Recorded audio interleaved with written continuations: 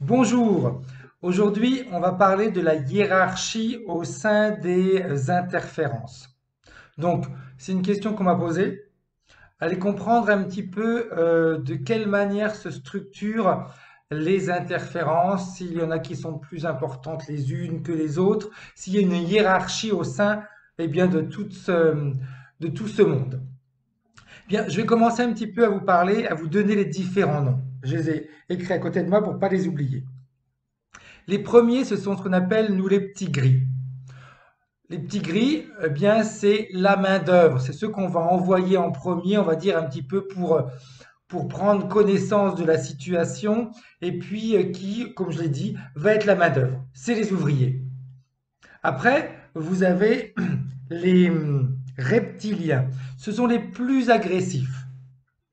D'ailleurs, on les voit très souvent, c'est eux qui vont très souvent faire subir des sévices, qui vont bloquer les personnes, qui vont faire en sorte qu'elles aient des problèmes dans leur vie de tous les jours, accidents, maladies, etc.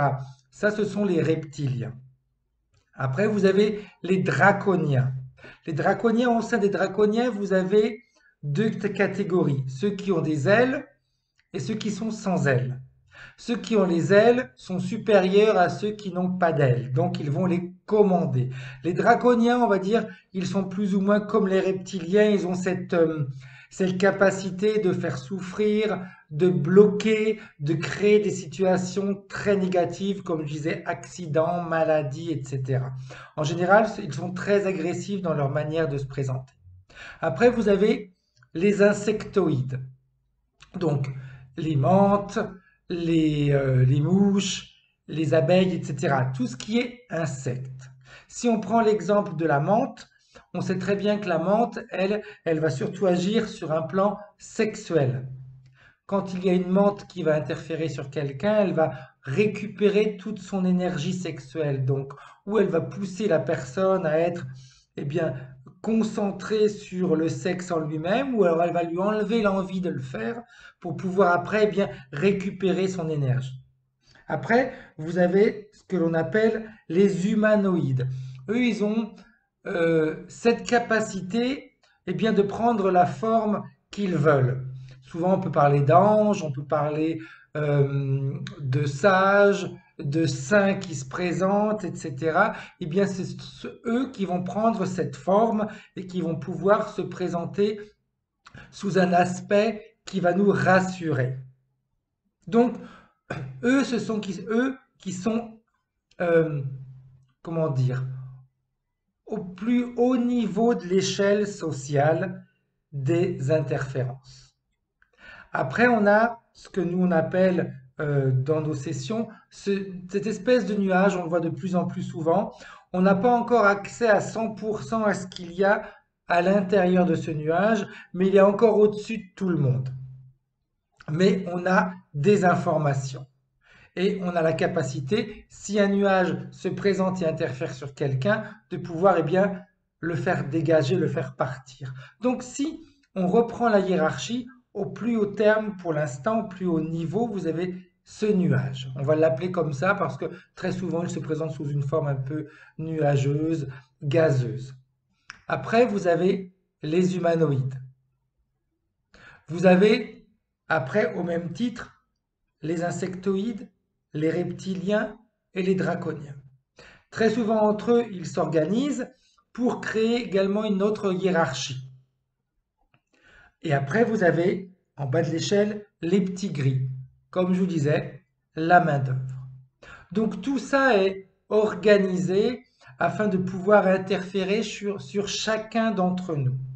Ce sont des chasseurs, donc chaque chasseur en réalité va identifier ses proies et il va faire en sorte bien d'obtenir ce qu'il souhaite. Un chasseur, quand il chasse une proie, il va jusqu'au bout. Des fois, la proie peut s'évader, peut s'échapper, mais le chasseur va continuer ses recherches. Donc c'est bien ce qui se passe un petit peu avec eux. C'est que ils sont toujours là aux aguets à essayer de comprendre, à essayer de voir quand une proie va être plus facile bien, à attraper. au travers de nos pensées, au travers de nos actions. Plus nous sommes dans le doute, plus nous sommes dans les basses fréquences, plus nous sommes dans la tristesse, l'angoisse, la colère, etc., plus on envoie un signal à ces chasseurs qu'on est en basse fréquence et plus ils vont avoir tendance bien, à nous chasser, à essayer de nous attraper. Ça ne veut pas dire qu'ils y arrivent, mais c'est une manière de leur faciliter le travail. Donc quand un nettoyage est fait au niveau éthérique, eh bien, le chasseur, il a été dégagé, il a été expulsé de notre monde. Ça ne veut pas dire qu'il est plus aux aguets, mais qu'il n'a plus aucune capacité d'interférer, d'intervenir dans notre vie. Mais, en étant aux aguets, il va essayer de tester, de voir s'il y a une autre situation qui va se présenter, un autre moment opportun pour qu'il puisse de nouveau récupérer sa proie. Donc c'est bien à nous de faire attention bien, à la manière dont on se comporte, aux pensées qu'on peut avoir, aux actions que l'on va créer et mettre. Donc toute cette hiérarchie, si vous l'avez bien compris, ils peuvent collaborer entre eux, travailler indépendamment. C'est un choix. Chacun va décider ce qui lui convient de faire. Il est clair que plus ils vont se mettre ensemble, plus ils vont pouvoir interférer sur à plusieurs niveaux, sur plusieurs types de personnes. Rappelez-vous bien qu'une interférence n'interfère pas forcément qu'une seule personne, elle peut interférer des centaines, des milliers de personnes en même temps. Tout dépend du mécanisme qu'ils ont mis en place. Donc, j'espère avoir répondu à vos questions par rapport à la hiérarchie et par rapport à leur fonctionnement interne.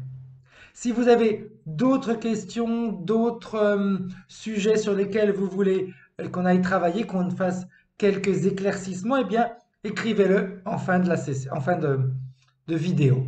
Et puis, si vous avez envie bien, de recevoir mes newsletters, rappelez-vous de me donner votre adresse mail de façon à ce que je puisse vous ajouter bien, dans ma mailing list. Je vous souhaite une très bonne journée et à bientôt. Au revoir.